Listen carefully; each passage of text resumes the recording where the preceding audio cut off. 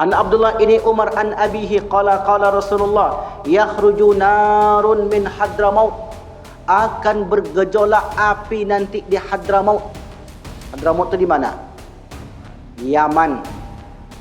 Kalau Bapak Ibu tengok, mengapa Yaman selalu ikut Ustaz? Apa sebenarnya target mereka?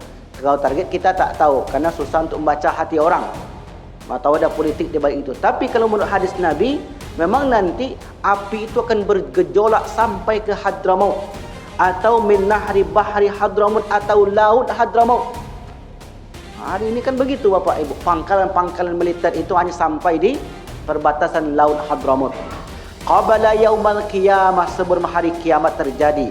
Tahsyurun nasu, manusia berkumpul. Tahsyurun nas menyebabkan manusia berkumpul. Qalu ya Rasulullah, lalu sahabat bertanya, fama ta'muruna, apa yang kau titahkan kepada kami kalau kami hidup di zaman itu?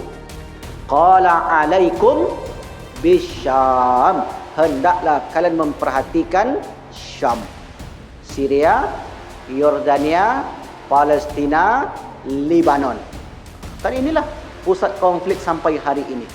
Karena memang itu menjadi perebutan oleh kekuatan Yahudi. Ketika kiamat, maka para ulama membagi pembahasannya kepada dua. Yang pertama disebut al-qiyamatu as-sughra, kiamat kecil.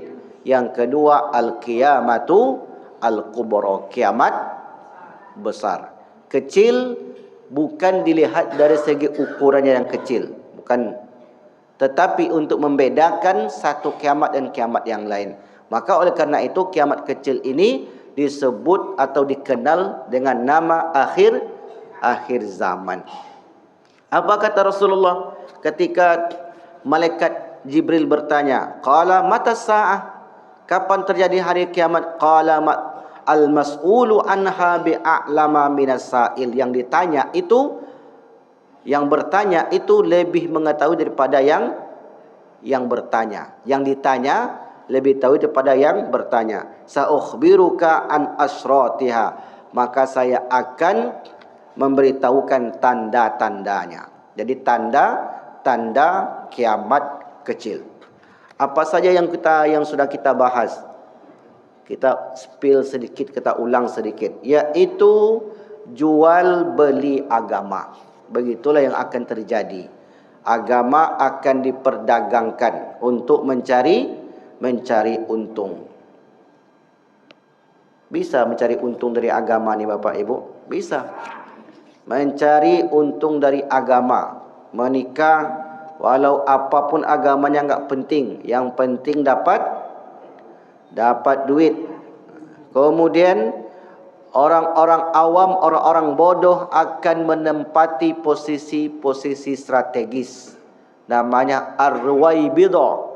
Kata Rasulullah, nanti akan muncul di tengah-tengah kalian ar-ruwaibidah, orang awam, orang yang tak mengerti mengurusi suatu perkara, namun mereka lah yang mengurusi urusan tersebut. Namanya ar-ruwaibidah. Kemudian perkembangan iptek, tanda akhir zaman. Waktu semakin dekat, jarak tempuh semakin pendek, kemudian pasar-pasar mendekat. Dahulu orang yang datang ke pasar untuk mencari sesuatu, tapi sekarang pasar yang datang ke kita. Tadi sebelum naik ke atas ini, sebelum berceramah, saya bincang-bincang sebenarnya dengan Bang Budi. Di mana belinya mic nih Bang? Beli online Ustaz. Online tak tahu tokonya di mana. Jadi pasar itu berada di dalam genggaman kita. Apapun yang kita inginkan sekarang ada di dalam genggaman kita. Yang penting pastikan HP itu ada jaringan internetnya. Insya Allah bisa. Lalu kemudian apalagi penyusupan budaya barat. Orang Islam akan meniru seluk-beluk kehidupan orang-orang barat. Tentunya yang barat di sini adalah orang-orang Yahudi. Gaya bicara, gaya pendidikan, apa-apa kan dari barat. Ekonomi barat, politik diimpor dari barat. Emang Islam enggak punya? Sistem ekonomi kita emang tidak punya. Sistem pendidikan, sistem perpolitikan, sistem pemerintahan. Islam itu agama bukan sekedar ibadah saja. Ini yang salah kaprah. Kalau solat, pakai Islam. Kalau mau nikahan, gunakan Islam. Tapi kalau mengurus negara, jangan bawa-bawa Islam. Kalau mengurus pendidikan, itu namanya sekuler. Memisahkan al-faslu bainad din wad daulah. Yang memisahkan antara dunia dan negara, itu sekuler. Kalau ada kaum muslimin, itu kan urusan, kalau urusan menikah, kalau urusan rumah tangga, kalau urusan itu bersifat pribadi. Tapi kalau urusan sosial, tidak ada hubung kait dengan agama. Ini orang berarti tidak memahami agama sebagai suatu yang komprehensif, yang lengkap. Jadi agama itu bukan mengatur pindah rumah. Hari ini kan begitu Bapak Ibu. Agama mengatur kalau dia pindah rumah cepat yasin, ya agama. Tapi kalau sudah keluar dari ranah itu, keluar dari masjid, maka agama tidak berperan. Ini namanya sekuler. Jadi jangan bawa agama. Ini warisan kami, ini surah nenek moyang kami begini. Agama enggak ada mengatur. Apa pula tidak diatur oleh agama? Warislah yang mengatur dalam agama itu. Apapun tradisi di kampung kita, jangan sampai dikalahkan oleh agama. Kami enggak pakai waris Ustaz. Kami sudah nenek moyang kami sudah begini dulu, baginya sudah begini. Agama itu menyulitkan. Jangan begitu. Ini namanya sekuler, memisahkan antara agama dengan kehidupan. Maka kalau ada orang yang mengatakan agama itu ya sekedar haji, puasa, solat, zakat, maka luar daripada itu tidak masuk agama, berarti agama itu hanya sekedar bersifat personal di dalam kehidupan dia sendiri. Maka oleh karena itu, begitulah yang terjadi nanti dalam tubuh umat Islam ini. Agama hanya sekedar simbol saja. Kemudian selanjutnya Bapak Ibu, sikap ujuk terhadap masjid. Ini yang sekarang lagi tren, lagi berkembang. Orang bangun masjid itu tak tanggung-tanggung, besar sekali, puluhan miliar, tapi masjid tidak berfungsi. Ada satu hadis yang disebutkan oleh Imam An-Nawawi dalam kitab Al-Arba'in An-Nawawiyah, di mana disebutkan ketika itu bahwasanya idza waladatil amatu rabbataha wa idza tatawala ru'atul ibil.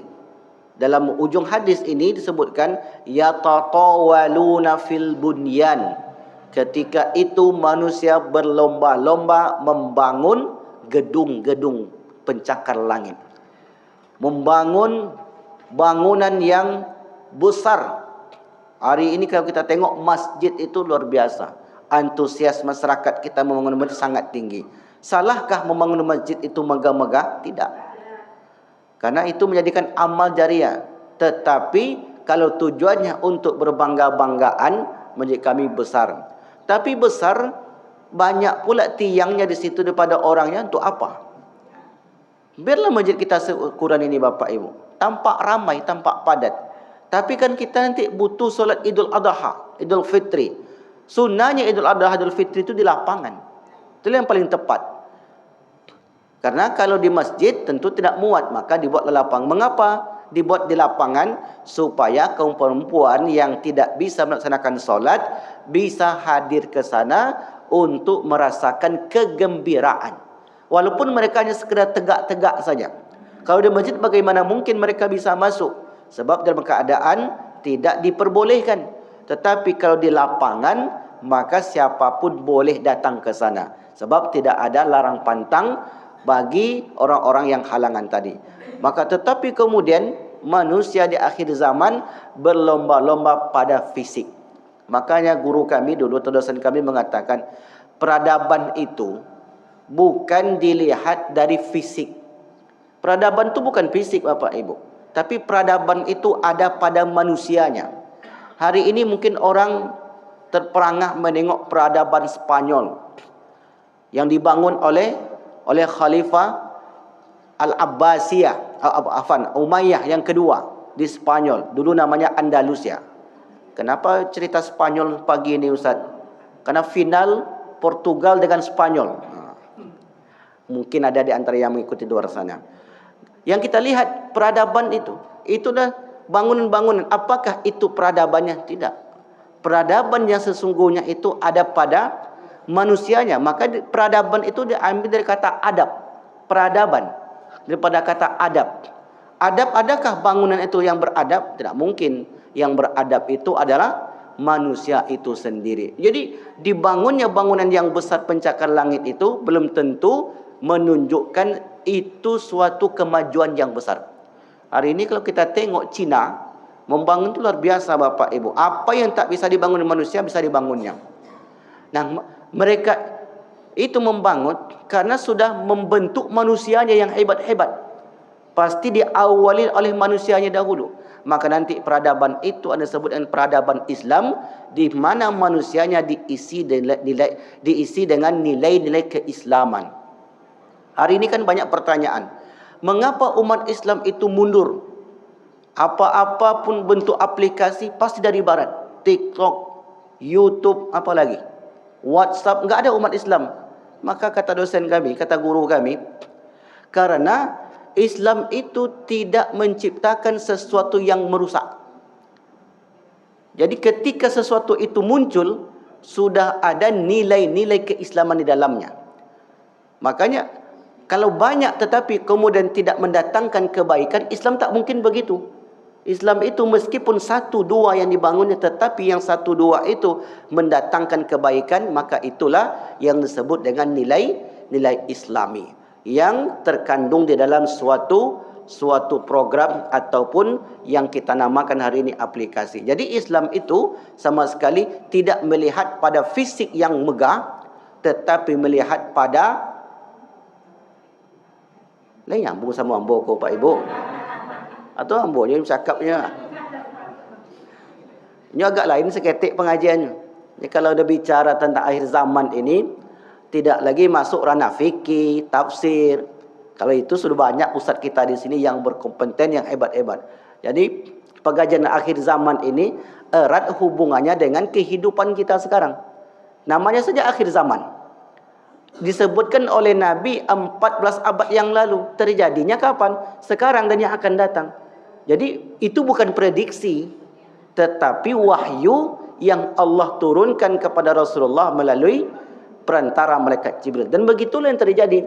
Jadi peradaban itu sesungguhnya bukan karena bukan bangunannya, bukan fisiknya, tetapi ada pada orangnya. Coba perhatikan hari ini. Orang bilang barat itu maju peradabannya. Orang yang tak paham dia pasti mengatakan betul. Coba tengok mereka bisa buat ini. Tengok sekarang dia perang dengan Gaza, hancur lulu. Mereka tu hebat peradabannya, tanknya, kemudian pesawatnya, kemudian bom dan sebagainya. Peradaban itu bukan ada pada fisik, bukan ada pada fisik, tetapi ada pada orangnya. Apakah dia mendatangkan kebaikan atau tidak? Apa kurangnya di Mesir Bapak Ibu? Piramid yang begitu megah, Sphinx yang begitu besar, disebut peradaban? Tidak disebut peradaban karena tidak mendatangkan adab, tidak melahirkan manusia-manusia baik di dalamnya. Jadi peradaban itu ketika lahirnya manusia-manusia baik yang mengajak atau menciptakan kebaikan. Itulah manusia yang menciptakan peradaban tadi. Kalau tidak ada nilai seperti itu, berarti tidak disebut suatu peradaban. Hanya benda-benda kosong saja.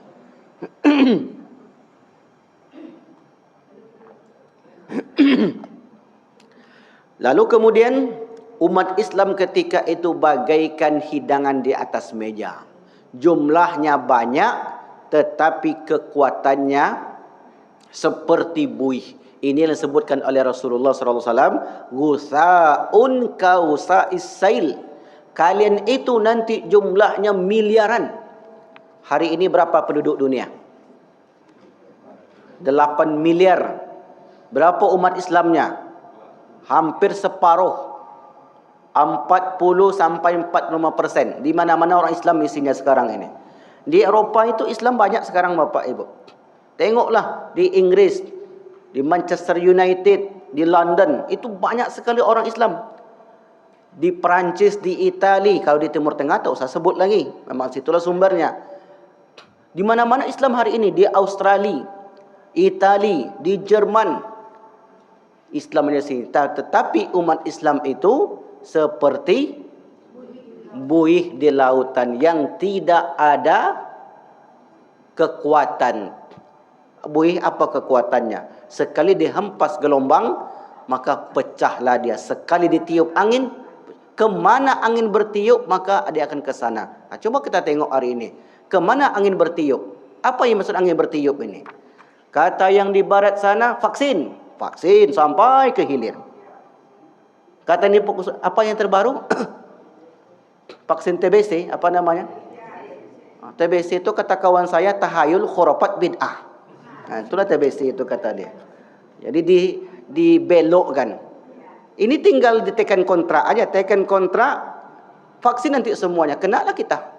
Ustaz pun kena vaksin. Kalau mau umroh, vaksin dulu. Ketua masjid yang lari-lari, divaksin nanti.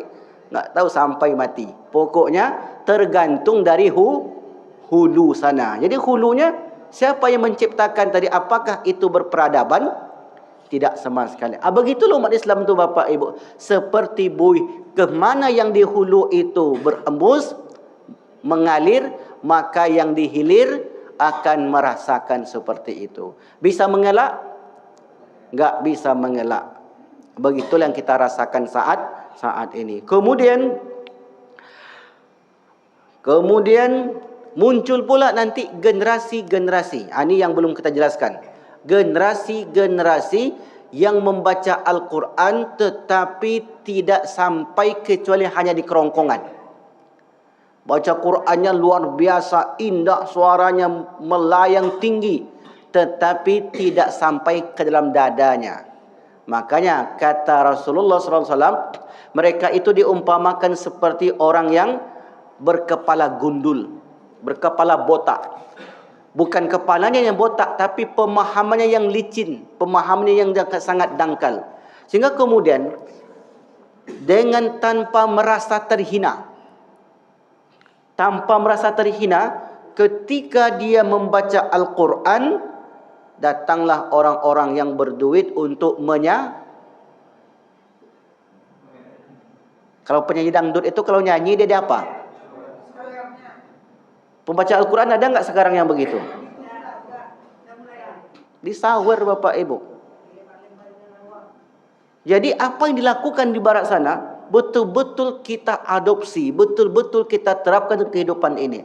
Dan dia katakan, orang yang tadi mengatakan, itu tanda mereka menghormati pembaca Al-Quran. Padahal, itu tanda orang tidak itu bukan penghormatan Bapak Ibu. Jangan silap. Itu bukan penghormatan. Sekarang begini, Bapak Ibu lagi ngobrol di depan umum, lagi tampil, tiba-tiba ada orang menyerahkan duit. Itu penghormatan atau penghinaan? Itu penghinaan. Tapi kemudian orang menjadi senang. Karena memang untuk dia nanti yang jatuh itu. Betul untuk dia. Tapi yang kita lihat adalah perilakunya. Perilaku seperti itu menjadikan Islam itu semakin lemah, semakin terhina. Maka muncullah orang-orang seperti itu. Apa kata Rasulullah sallallahu alaihi wasallam? An Abi Sa'id Al-Khudri radhiyallahu an Nabi sallallahu alaihi wasallam, yakhrujun nasun, muncul orang-orang min kibalil masyriq, dari timur, wa yaqra'una al-Qur'an, mereka membaca Al-Qur'an, la yujawizu taraqiyahum, tidak melampaui kerongkongan mereka, yamrukuna minad din, mereka keluar dari agama itu, kama yamrukus sahmu minar ramiyah, sebagaimana anak panah yang melesat dari busur. Summa la ya'uduna fihi, kemudian tak akan kembali lagi, hatta ya'udas sahmu ila fuqihi, sampai anak panah itu kembali dengan sendirinya ke busur tersebut. Mungkin itu terjadi? Tidak mungkin. Qila ma simahum, apa tanda mereka ya Rasulullah? Qala simahum at-tahlik, tanda mereka itu berkepala gundul. Berkepala gundul, nanti jangan sampai Bapak Ibu jumpa orang botak, akulah tandonya Ustaz. Bukan itu maknanya. Memahami teks hadis itu janganlah terlek. Apalagi hadis-hadis akhir zaman. Karena akhir zaman baca silakan at-tahliq. At-tahliq itu dari kata halaqa. Halaqa itu memangkas rambut. Atau qala at-tasbit, atau orang yang rambutnya dipangkas habis. Maksudnya bukan rambutnya yang habis, tetapi isi kepalanya yang sedikit. Itulah maknanya itu. Jadi makna kiasan, bukan rambutnya yang habis, tapi isi kepalanya itu yang dangkal. Kemudian dengan mudah dia mengatakan Al-Quran itu sebagai kalam ilahi untuk dipertunjukkan. Padahal hakikat Al-Quran bukan untuk dipertunjukkan, tetapi untuk diamalkan dalam kehidupan. Lalu kemudian ilmu ketika itu sebatas pengetahuan. Kita lanjutkan berikutnya. Ilmu ketika itu sebatas pengetahuan. An Ali qala, ya hamalatal ilmi, wahai orang yang diberi ilmu, i'malu bihi, bekerjalah, berbuatlah dengan ilmumu itu. Fa innamal alimu man amila bima alima wa wafaqa ilmuhu amalahu. Orang alim itu adalah yang disebut alim. Ini silakan dicatat Bapak Ibu. Siapa itu ulama? Siapa itu orang alim? Silakan dicatat. Definisi Al-Quran dan definisi Nabi. Definisi Al-Quran, innama yakhshallaha min ibadihil ulama. Yang disebut ulama itu adalah yang memiliki rasa takut. Itulah ulama. Berarti siapa saja yang punya ilmu sedikit tapi ketakutannya besar, ulama. Jadi ulama itu enggak mesti dia sekolahnya tinggi, profesor doktor belum tentu. Yang disebut ulama menurut Al-Quran. Kita mungkin punya ilmu sedikit Bapak Ibu, diberi oleh Allah kekayaan, banyaklah harta dia. Datang bulan Zulhijjah, berkurban dia. Takut kalau tidak berkurban. Hartanya ratusan juta, tapi tak mau berkurban. Walaupun ilmunya tinggi. Tapi sebaliknya, ilmunya rendah. Mungkin kita sebut orang kampung kita lah. Orang awam, sekolahnya tak begitu tinggi. Tapi kemudian rasa takut itu tinggi.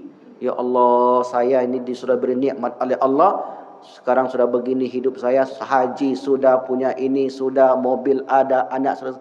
Tahun ini kalau nak kurban saya takut sekali saya, ya Allah. Berkurbanlah dia Bapak Ibu.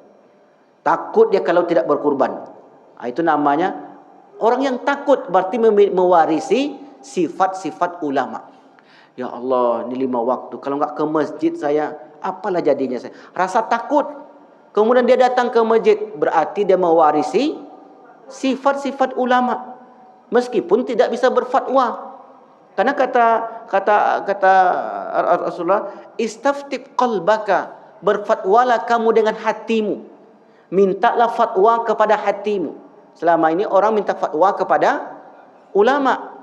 Pak Ustaz, Syekh, Pak Yai, Buya, apa hukumnya begini? Oh, kalau begini saya menjelaskan panjang lebar dalil Al-Quran al-Hadis. Habis itu tidak ada penerapan.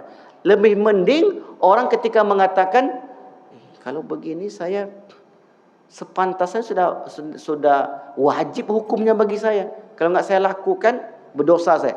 Ada rasa takut. Itulah yang muncul dalam dirinya. Mewarisi sifat ulama meskipun dia tidak dikenal di luar sana. Banyak dulu, ada sahabat dulu namanya Uwais Al-Qarni. Pernah dengar ceritanya? Pernah dengar ceritanya Bapak Ibu? Aku dengar ceritanya enggak saya ceritakan lagi. Namanya dikenal di langit, populer di langit, tapi di dunia tak ada yang kenal. Mengapa? Karena baktinya kepada orang tuanya. Jadi enggak mesti dikenal oleh halayak ramai untuk disebut sebagai seorang yang dekat, seorang yang takut kepada Allah Subhanahu wa taala. Dalam hadis bagaimana? Dalam hadis, i'malu, kata Ali. Ya, ini perkataan Ali bin Abi Thalib yang terdapat dalam riwayat Imam Ad-Darimi. Jadi kalau perkataan sahabat itu disebut dengan hadis mauquf. Hadis itu ada 3. Hadis marfu, disandarkan kepada Nabi. Hadis mauquf disandarkan kepada sahabat, hadis maqtu' disandarkan kepada tabi'in. Hadis marfu' ada yang hasan, ada yang sahih, ada yang hasan, ada yang dhaif. Hadis mauquf ada yang sahih, ada yang hasan, ada yang dhaif. Ucapan-ucapan sahabat. An Ali qala, ya hamalatal ilmi, wahai penuntut ilmu, i'malu bihi, beramallah kalian dengan ilmu kalian itu. Fa innamal alim, sesungguhnya orang yang alim itu adalah man amila bima alima, orang yang beramal terhadap pengetahuannya. Wa wafaqa ilmuhu amalahu, ilmunya itu sesuai dengan amalnya. Itulah orang yang alim. Jadi definisi alim itu sederhana. Apa tadi orang yang alim? Amalnya itu sejalan dengan ilmunya. Ilmunya bagaimana? Ilmunya dia tahu tidak boleh bagi laki-laki tanpa uzur kecuali solat di masjid. Dia tahu. Mesti ke masjid kalau tidak ada uzur.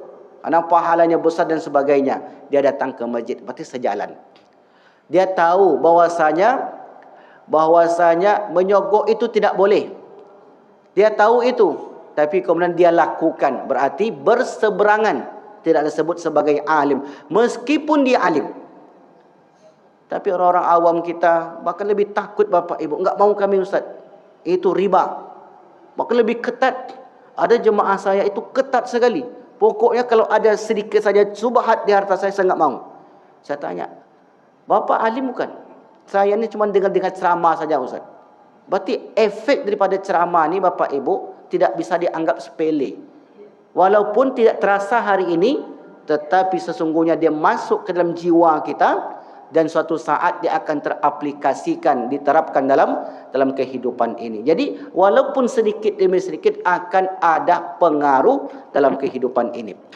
Sesuai apa yang dia tak ketahui dengan apa yang dilakukan. Itulah definisi orang alim menurut Ali bin Abi Thalib.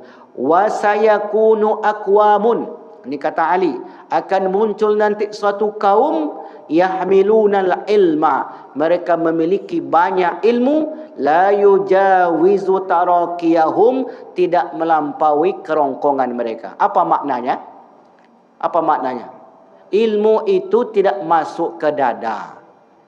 Ilmu hanya sampai di kerongkongan, di kepala. Itulah bedanya Islam dengan Barat, Bapak Ibu. Itulah bedanya orang-orang yang beriman dengan orang tak beriman. Orang tak beriman itu, Pak, ilmunya luas.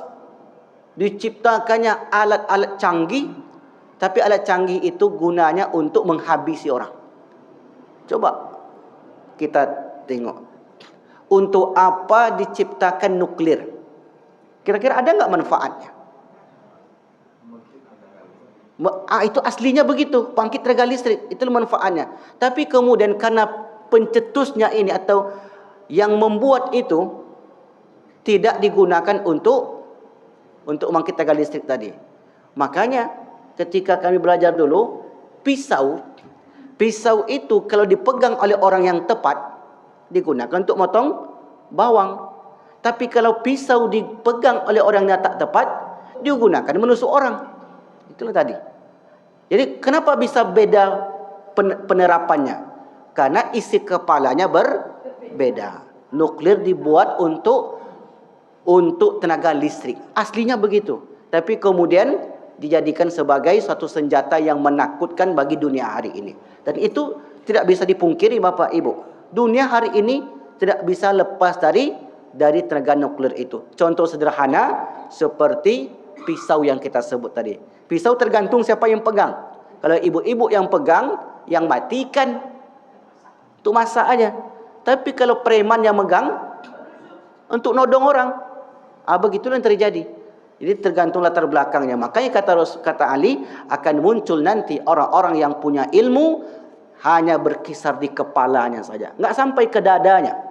Lalu kemudian mereka itu yukhalifu amaluhum ilmahum, ilmu mereka bertolak belakang dari amal perbuatannya. Jadi jangan kagum dengan orang nanti, Bapak Ibu, siapapun itu. Selama dia orang, bukan nabi, siapapun dia, jangan kagum. Hebat nih. Kemudian setelah itu, gini rupanya perbuatan. Boleh kita mengagumi orang, Tapi jangan sampai berlebihan. Orang-orang Nasrani itu kan begitu. Sampai mereka mengagumi pendahulu-pendahulu mereka, dijadikanlah Lata, Manat, sembahan itu sebagai Tuhan-Tuhan mereka. Itu karena terlalu mengagumi orang tadi. Karena manusia bisa berubah-ubah. Hari ini dia baik, besok mungkin dia jahat. Besok dia jahat, hari ini dia baik. Dan seterusnya. Wa tukhalifu sariratuhum ala niyatahum. Apa yang diucapkan dengan apa yang dirahasiakan tidak sama. Yajlisuna hilaqan. Mereka duduk di majlis ilmu. Artinya mereka itu bukan orang awam, mereka orang yang memiliki pendidikan. Fayubahiya ba'duhum ba'dan, kemudian mereka saling berbangga-banggaan satu dengan yang lain. Oh, masjid kami ini besar nih. Ini ustaz kami ini lebih padat ilmunya. Kalau situ enggak padat ilmunya. Dari mana anda tahu? Jenggotnya tipis. Jadi rupanya mengukur orang itu dari jenggot. Sejak kapan standarnya itu Bapak Ibu? Sejak kapan standar ukur orang itu? Tengok celana kaki celananya. Sejak kapan standar orang alim itu, orang hebat itu diukur? Buya Hamka, apa kurang hebatnya? Menurut tafsir, belum ada lagi yang menyaingi seperti Buya Hamka. Ada Ustaz. Siapa Pak Qurasyab? Dia doktor. Sekolahnya di S1 sampai S3. Buya Hamka apa sekolahnya? Ada sekolah Buya Hamka? Enggak ada sekolahnya Bapak Ibu. Sekolah formal. Tapi menuntut ilmunya kemana-mana. Pakai serban begini pun dituding. Serbet kata, la ilaha illallah. Jadi dia saja yang benar. Ini tak benar yang begini. Sebab hilaqan fayubahiya ba'duhum ba'dan. Dia berbangga-banggaan dengan yang lainnya. Kami ini lebih sunnah. Kami ini lebih, dah panjang lagi cerita nanti. Pergi ke sana. Hatta inar rajula la yaghdabu ala jalisihi ay yajlisa ila ghairihi. Kalau ada orang itu duduk di halaqah zikir selain dia, dibenci. Ini kata Ali. Jangan pergi situ. Situ tu tak benar. Dimusuhi. La yaghdiba, betul-betul dia benci ala jalisi, orang yang duduk selama ini bersama dia, ay yajlisa ila ghairihi, kalau dia duduk tempat yang lain. Maksudnya apa? Pindah-pindah itu enggak boleh sama dia.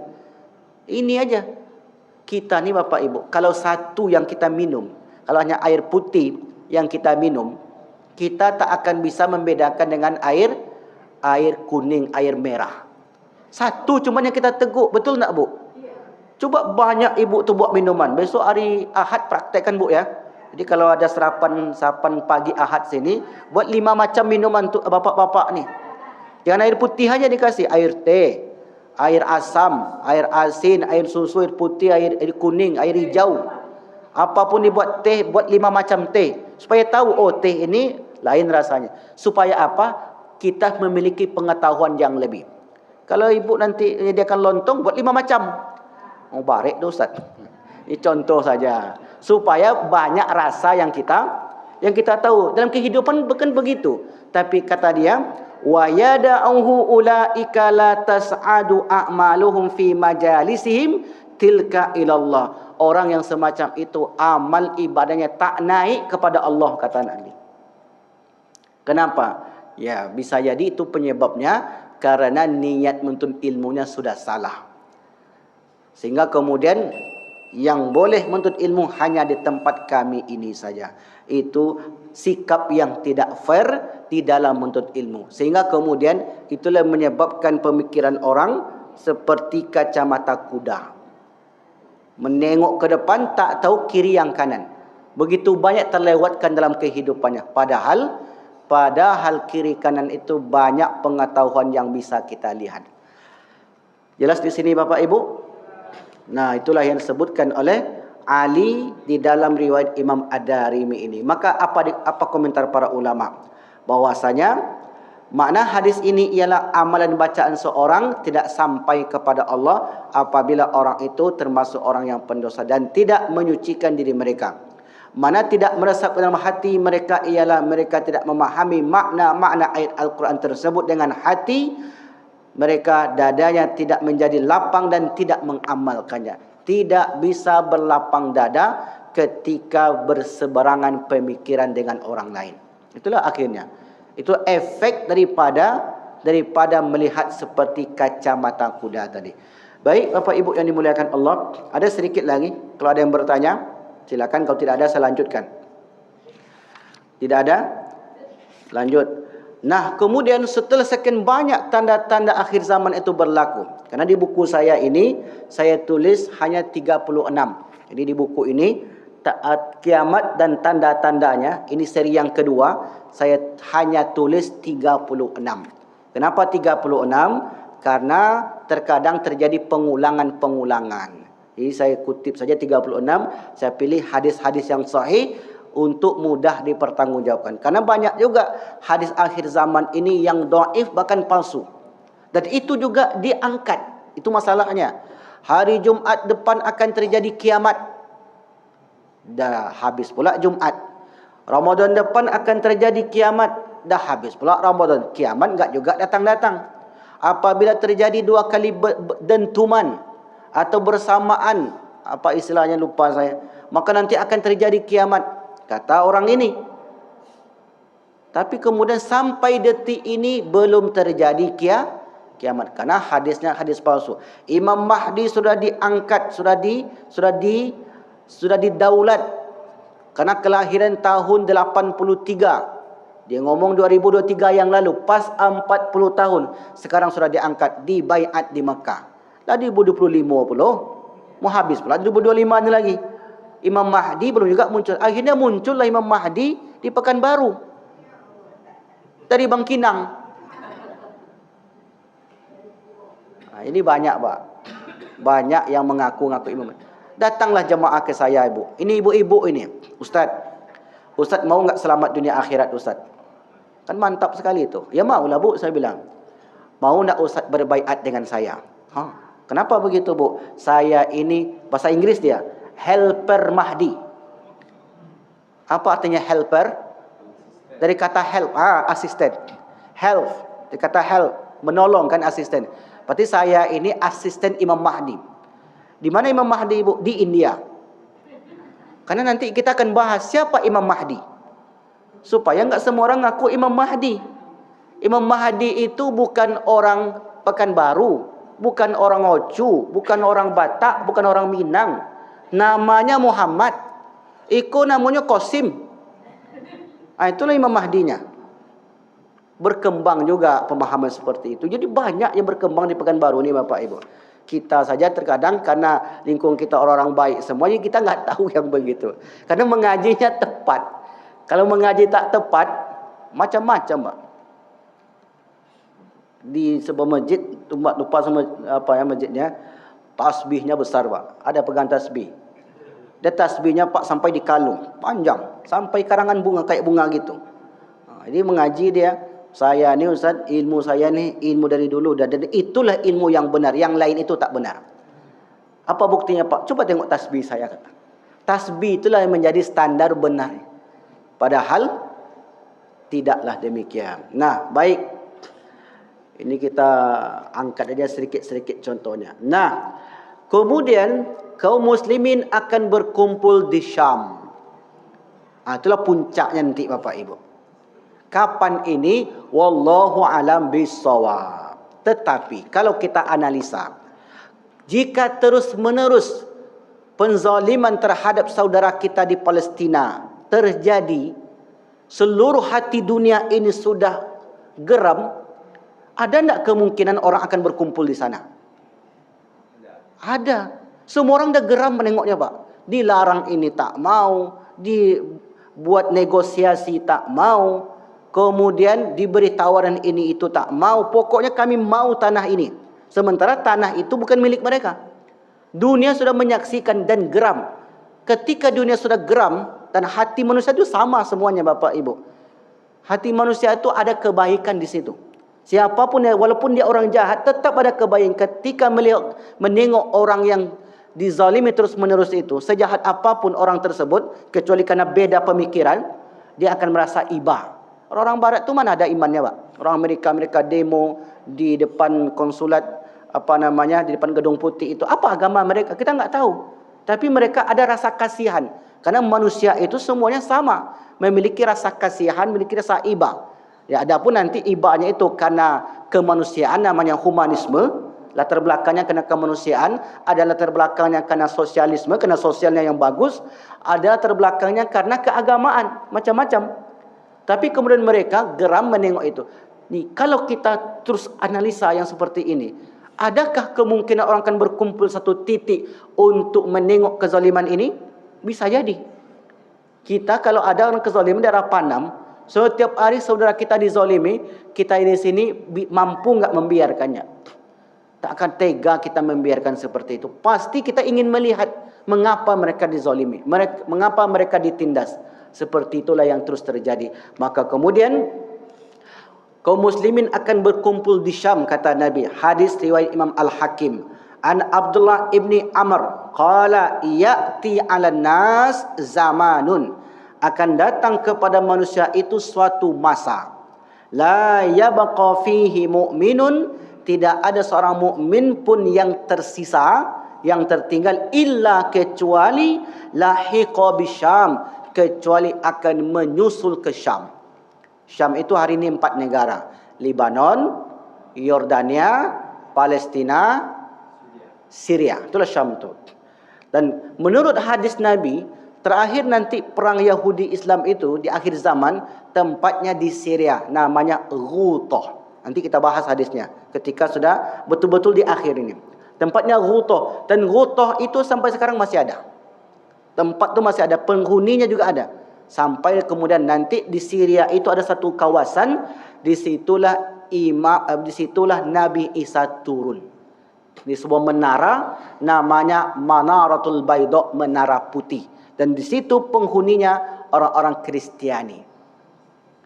Ada hadisnya Ustaz? Ada. Ada bentuk fisiknya sekarang? Ada.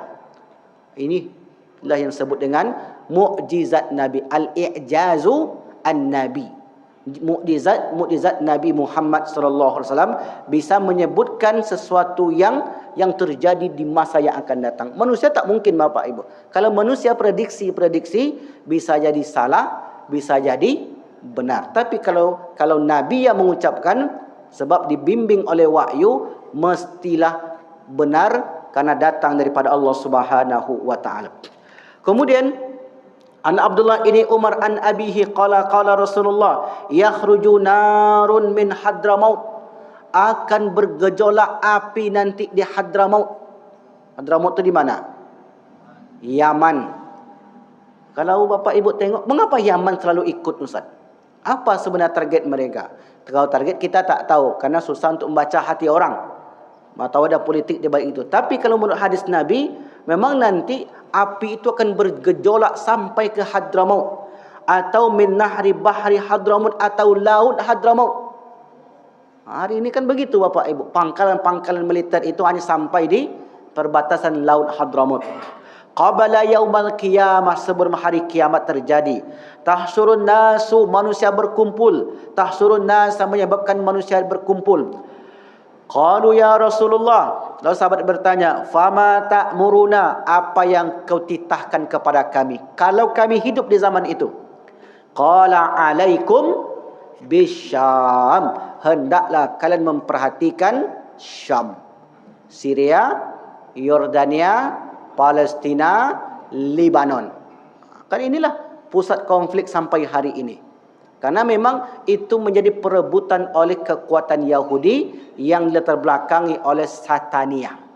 Satania itu adalah kelompok yang atau aliran yang basicnya penyembah setan. Makanya kalau Bapak Ibu silakan tulis, bagi yang ingin nulis, nama bukunya Protokolat Yahudi. Protokolat Yahudi. Itulah isi dunia hari ini Bapak Ibu. Apa yang berlaku dalam dunia hari ini sudah tertuang di dalam protokolat Yahudi. Tengok lambang-lambangnya di situ. Mungkin di sini kalau mengkaji itu Ustaz Misran mungkin ya, wallahu alam. Kalau ada yang mengkaji tentang khusus tentang Yahudi, itu luar biasa. Kalau kita enggak mengkaji secara detail, kita menyerahkan secara umum, karena yang kita kaji titik tekan kita tanda-tanda akhir zaman, bukan kajian agama-agama. Tapi kalau dikaji lebih mendalam, mengapa ada agama-agama itu, maka masuklah ke dalam al-firaq al-islam, kelompok-kelompok dalam Islam yang kemudian berkembang nanti menjadi suatu keyakinan. Maka mungkin ya pembahasan ini dibahas oleh Ustaz Misran Agus Mar. Wallahu a'lam bishawab.